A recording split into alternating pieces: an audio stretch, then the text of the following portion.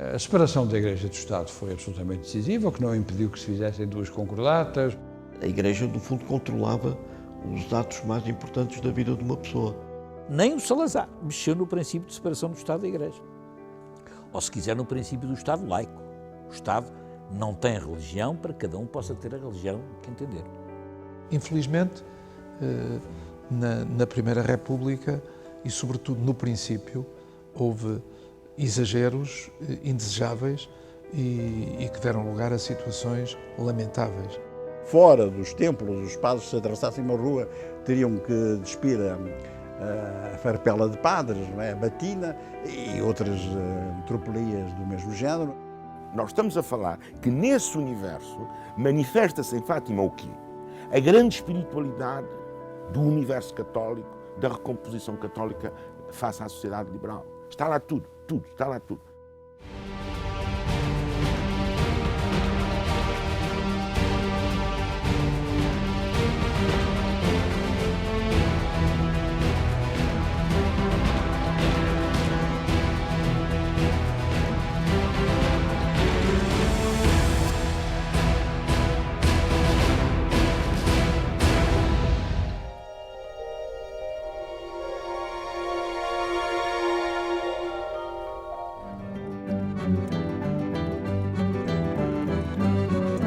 A República reconhece e garante a plena liberdade de consciência a todos os cidadãos.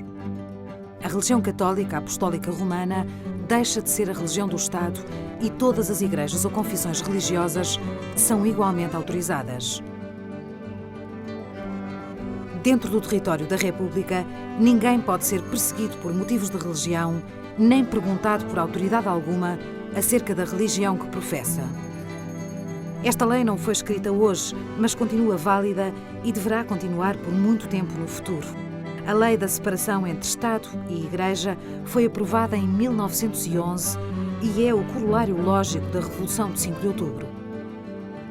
A forma como a Primeira República tratou a religião não ficou isenta de erros, mas constituiu um dos passos mais seguros dados pelo Portugal de há um século em direção à modernidade.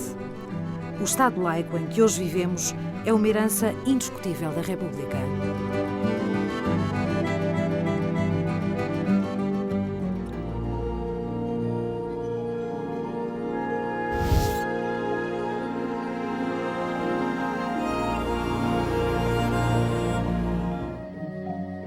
No Portugal de 2010, há duas certezas relativamente à religião.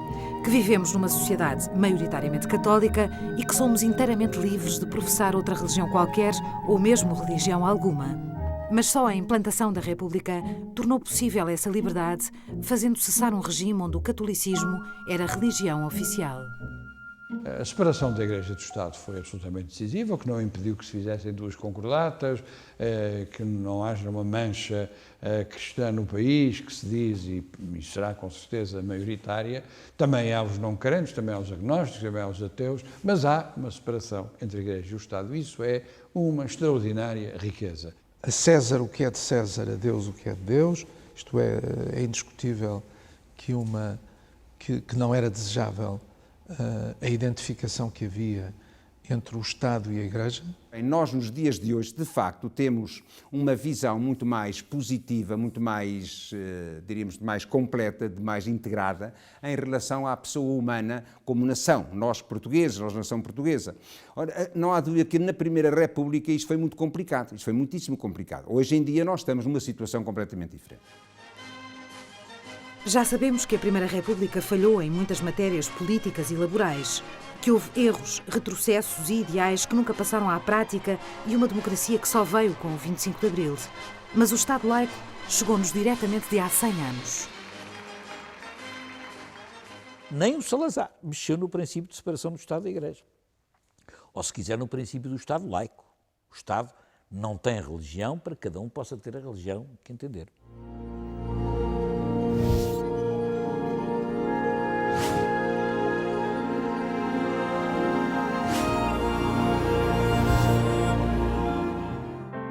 Mas o combate à promiscuidade entre poder político e Igreja não começa na República.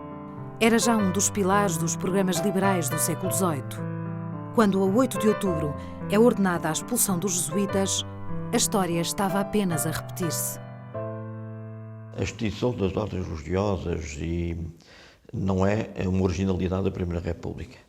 Vem desde as leis de Pombal, no que diz respeito aos jesuítas, em 1759, prossegue com Joaquim António de Aguiar em 1834, com a expulsão de facto das ordens religiosas. Acontece que no último período do liberalismo monárquico, nos anos 90 do século XIX, o governo de Índice Ribeiro autorizou o regresso das ordens religiosas para efeitos do ensino. É que quando nós começamos a olhar para a movimentação social que ocorre nesses anos de 1908 a 1910, nós ficamos impressionados, porque apesar de tudo, dizemos, há de facto um país lá muito longe, no interior, que provavelmente não tinha muito a ver com isto, mas há outro país muito ativo que fazia comícios de 100 mil pessoas, de 80 mil pessoas, de 50 mil pessoas, onde hoje é a Avenida Almirante Reis, por exemplo, não é? Em 1908, para reivindicar exatamente a laicização, por exemplo. Mas a Igreja dominava, de facto, através de sacramentos, as consciências das pessoas. E daí veio o anticlericalismo.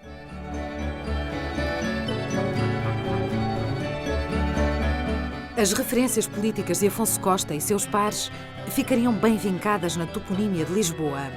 Não é por acaso que na mítica rotunda, onde os revoltosos venceram a batalha pela República, não se edificou um monumento alusivo ao acontecimento, mas uma estátua ao Marquês de Pombal, e que mesmo junto a ela se viria a abrir uma larga avenida em nome de Joaquim António de Aguiar. A laicização chegava em força com a República, e não era uma vontade exclusiva do Partido Republicano. Antes de ser aprovada qualquer lei, já grupos civis atacavam igrejas e conventos, freiras, frades e especialmente jesuítas.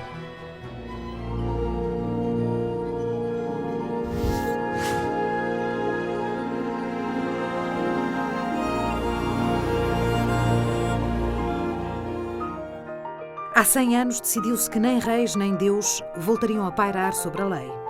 A laicização era a pedra angular da República que se queria implantar. E não é difícil reconhecer o século em que vivemos em muitas das leis então decretadas. 12 de outubro. Abolição dos feriados religiosos e instituição de feriados públicos, incluindo o 5 de outubro para festejar a República, 1 de dezembro para festejar a restauração da independência e 25 de dezembro, não para celebrar o Natal, mas a festa da família. 18 de outubro. É abolido o ensino da doutrina cristã nas escolas e o juramento religioso sobre a Bíblia, passando a jurar-se sobre a honra, cumprir com fidelidade as funções conferidas. 3 de novembro. É instituído o divórcio. 25 de dezembro. É instituído que o casamento passa a ser um contrato civil e que os filhos ilegítimos ou prefilhados têm os mesmos direitos que os restantes. 18 de fevereiro. É criado o registro civil obrigatório e são encerrados os registros de casamentos, nascimentos e mortes que existiam nas paróquias. 20 de abril. É publicada a célebre lei da separação da Igreja do Estado. Em 6 meses, o país que percorrera o mundo com a cruz de Cristo em punho estava oficialmente laicizado, para grande desagrado da Igreja e de muitos católicos. Esta laicização, podemos chamar de laicização, é evidente que criava atritos com uma tradição que vinha de trás e que era difícil de alterar. É evidente. Que aí a Igreja vê coartados uma série de privilégios que tinha no país. Desde logo, os seus bens foram nacionalizados nessa altura, não é? E foi uma lei que foi uma verdadeira revolução para as próprias mentalidades, não é? Acabou-se com uma tutela mental sobre a sociedade que era exercida pela Igreja Católica e pelo seu clero, não é? Há uma espécie de libertação da sociedade dessa tutela. A Igreja Católica Portuguesa, em 1911, era uma igreja do obscurantismo, do ultramontanismo, da reação. Era uma igreja mais reacionária, mesmo que boa parte dos setores monárquicos da monarquia final, da monarquia terminal. A Igreja, no fundo, controlava os atos mais importantes da vida de uma pessoa, desde o seu nascimento, não havia registro civil obrigatório, era a Igreja que controlava o ato de nascimento, afinal de contas, até ao casamento. O divórcio estava proibido, a República fez a lei do divórcio. Findavam assim séculos de poder político e económico de uma Igreja que excomungava reis e interferia nos negócios do Estado. A separação ficava de tal forma inscrita na sociedade portuguesa que hoje causa estranheza que separa o país a propósito da visita de um Papa. O problema é que, como sempre, o fervor revolucionário da República conduziu a erros e exageros que só o tempo soube curar.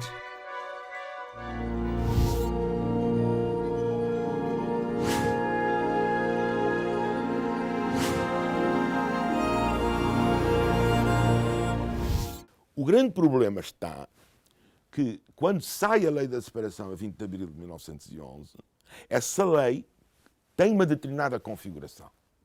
E que é uma configuração que fundamentalmente se inscreve numa desconfessionalização do Estado, sim, numa separação, mas o Estado não concebe por essa lei uma completa autonomia da Igreja, porque pretende uma tutela sobre o culto.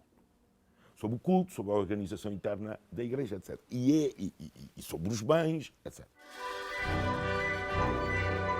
A República não se fica pela laicização, confisca bens e nacionaliza propriedades, colocando a Igreja na dependência financeira do Estado, sujeita à publicação de documentos religiosos, à aprovação prévia do Governo, e iria mais longe.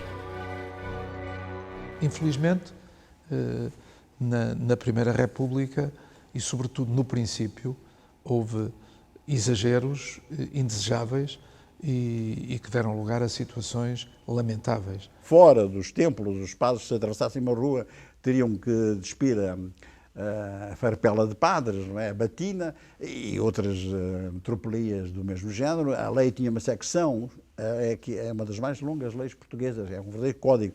Tinha uma secção sobre as mulheres e os filhos dos padres. Bem, digamos que é uma lei que estava ali, essa secção estava ali para insultar a Igreja e não propriamente para tratar dos problemas de padres que a casassem ou que tivessem filhos. Houve alguns excessos no que diz respeito à proibição, por exemplo, das prostituições públicas sem uma autorização prévia e com uma regulamentação muito estrita, nos toques de sinos, na proibição do uso das vestes talares dos padres em público. Havia uma tentativa de erradicação da manifestação religiosa, particularmente católica, do espaço público, que evidentemente levou a alguns excessos que até colidiam em grande parte com a própria liberdade de expressão, não é?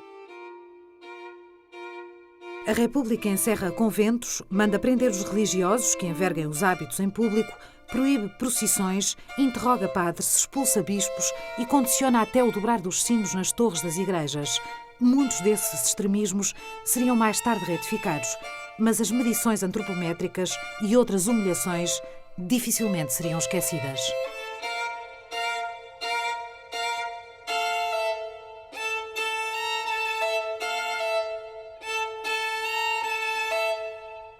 A República, com o seu jacobinismo, infelizmente não se ficou por aí. Quer dizer, ele próprio quis fazer uma espécie de neo-regalismo republicano sobre a Igreja e quis autorizar os bispos e quis interferir nas homilias e quis controlar a Igreja e proibir as vestes talares. Ou seja, a República foi longe demais na interferência e na perseguição à Igreja, permitindo que a Igreja tirasse proveito político disso contra a própria República.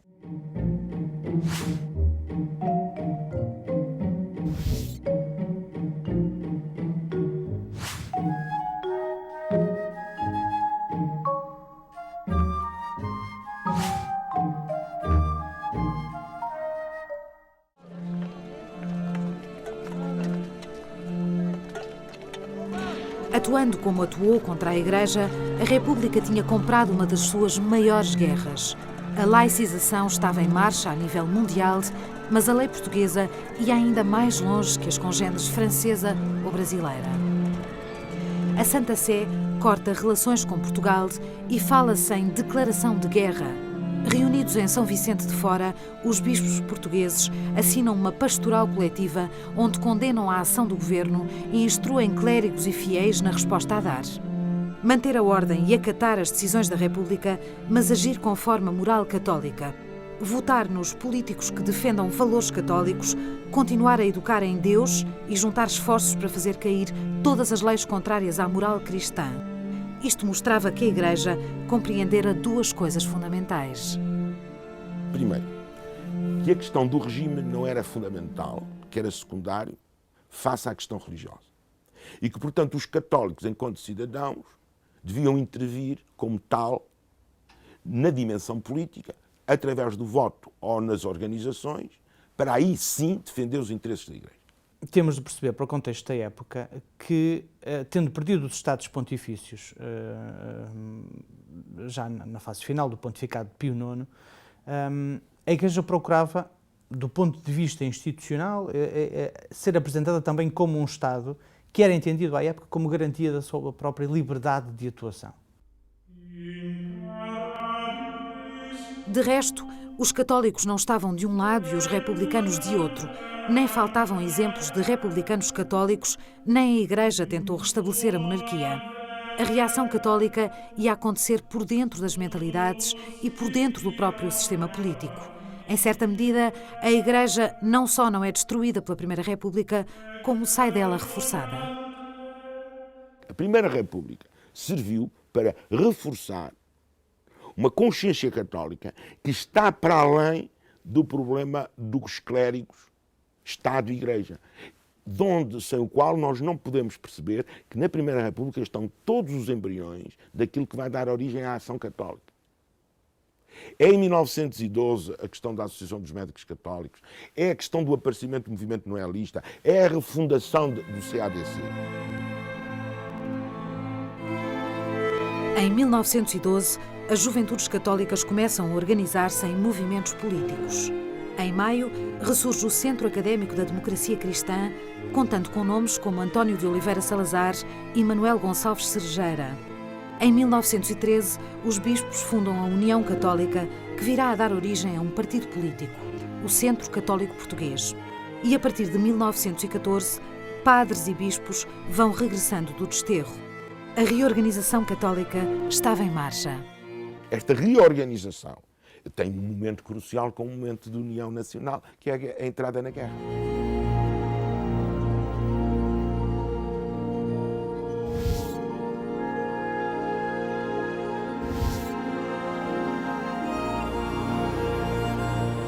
A partir de 1917 a situação muda, até porque o próprio governo sentiu a necessidade de haver capelães católicos a apoiarem as tropas portuguesas nos combates em África, primeiro em 1915 e depois na Flandres, na Europa, em 1917 e 18, e a situação aí mudou bastante, não é?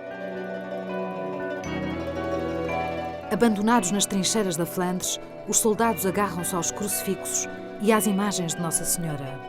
O país, que tinha 99% de católicos em 1910, não se tornara subitamente ateu com a laicização do Estado. A aproximação entre República e Igreja vai-se dando, pois, entre dois sofrimentos: o dos militares, que buscam consolo no apoio dos capelães, e o da população, que por eles reza. Em Portugal, Sidónio Pais toma de assalto o poder. 2 meses depois é publicada a revisão da Lei da Separação, dela constando a revogação dos organismos encarregues do culto, a diminuição do tributo, a entrega dos templos, o fim do beneplácito estatal e a permissão do uso das vestes talares em público.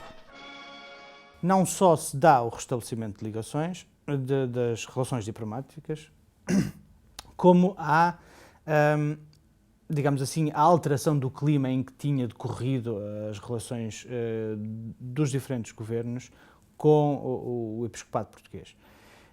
Isso será importante para se perceber como, mantendo a separação, embora modificada também no período de Sidónio Pais, ainda quando tinha os unionistas como suporte, será importante perceber-se que depois disso, mesmo com o fim da experiência sidonista, se hão de manter as relações diplomáticas. Mas algo aconteceria entre a guerra e Sidónio, algo inexplicável.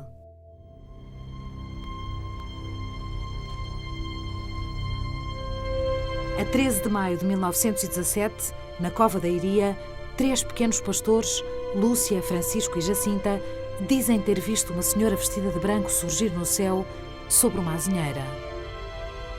As aparições repetem-se ao longo dos meses. Lúcia identifica agora a figura como Nossa Senhora e a notícia espalha-se. A 13 de outubro, data da última aparição, já milhares de pessoas acompanham os pastorinhos. E ainda que só Lúcia veja e fale com a figura luminosa, muita da multidão presente garantirá ter visto o sol bailar no céu.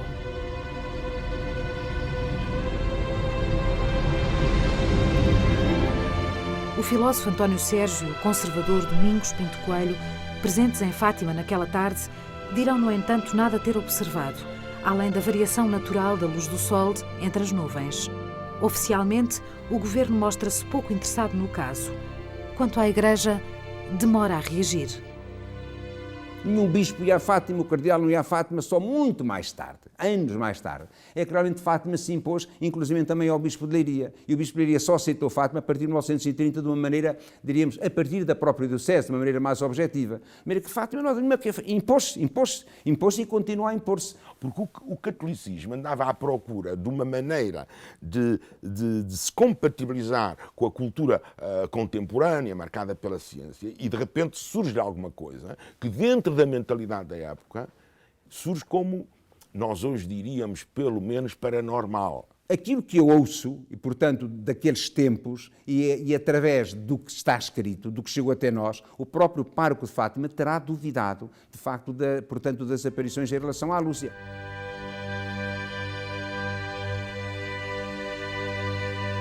O que quer que tenha acontecido em Fátima não poderia ter vindo em momento mais propício. No rescaldo do laicismo republicano, no sofrimento da Primeira Guerra e no ano em que o comunismo emerge na União Soviética, as aparições iam transformar-se em breve num bastião da luta católica. Nós estamos a falar que nesse universo manifesta-se em Fátima o quê? A grande espiritualidade do universo católico, da recomposição católica face à sociedade liberal. Está lá tudo, está lá tudo. As chamadas três rosas, as três rosas, as três rosas brancas. A devoção a Nossa Senhora e Nossa Senhora como mediadora da salvação. A Eucaristia e o Papa, a figura do Papa, do homem branco. Mas enquanto fenómeno religioso, sobretudo que condensa muito do que foram os fatores de recomposição do catolicismo que vinha já detrás da própria implantação da República e que iam de continuar para lá dela. E é importante perceber-se a forma como aí se condensam esses três elementos e que vão ser estruturantes da própria experiência, não só de Fátima, mas da própria presença social do catolicismo em Portugal para lá das aparições. A importância atribuída às aparições não pararia de crescer nos anos seguintes. Os ataques de militantes republicanos que cortam a azinheira e dinamitam a primeira capelinha das aparições de nada serviriam, senão para estimular ainda mais o ódio a uma república que já agonizava.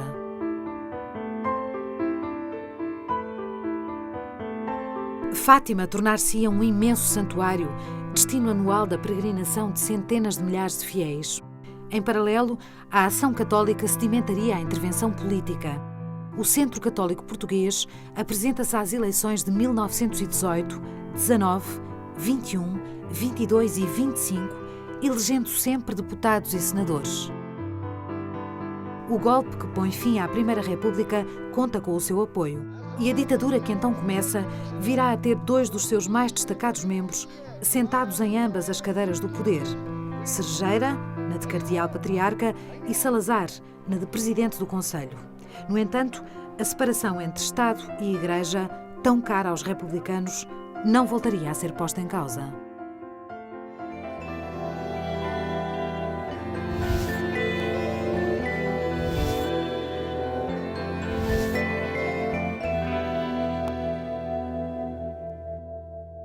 Há uma coisa que é muito importante que as pessoas esquecem. O país Portugal, desde 1911, juridicamente, é um país de separação. E só no período marcelista é que se colocou o problema de Deus na Constituição. Salazar sempre recusou, porque era o compromisso com o mundo mais laicizado, o nome de Deus na Constituição. E Cerejeira dizia sempre, não queremos, nós os católicos, o regresso, e ele era monárquico inicialmente, o regresso dos padres sentados à mesa do Orçamento de Estado, do período da monarquia. Nunca mais queremos uma ligação Estado e Igreja. Ao contrário da República, Salazar não embarcou na ingenuidade de pensar que poderia governar contra a fé da população. Por isso, usou Fátima como bandeira de união e fez uma concordata para regular a colaboração da Igreja, mas também para ter controle sobre ela. À parte disso, pouco faria contra a laicidade do Estado.